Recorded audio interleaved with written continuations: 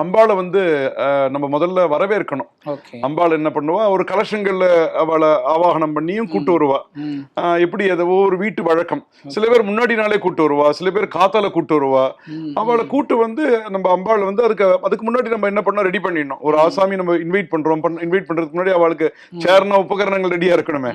அப்ப அதுக்குரிய அந்த ஒரு மண்டபங்கள் மாதிரி ரெடி பண்ணி, மண்டபங்கள் நம்மளே ஒரு ஒரு ஸ்டூல் மாதிரி தனியா. ஆனா இதுக்கெல்லாம் பூஜைக்கு ஒரு இதுன்னு தனியா வச்சுக்கணுங்க ஐயா. நம்ம உபயோகப்படுத்துறது அதை பயன்படுத்தக்கூடாது. பூஜைக்குன்னு தனியா ஒரு ஸ்டூலை வச்சிடணும். ஒரு சின்னதா நம்ம பண்ணி வச்சுக்கலாம். 4 பக்கமும் நல்லா வாழை மரம், சின்னதா வாழை மரம், நல்ல தோரணங்கள், மா இலை தோரணங்கள், வாசனை திரவியங்கள், இதனால நல்லா பூர்த்தி பண்ணி ரெடியா இருக்கணும்.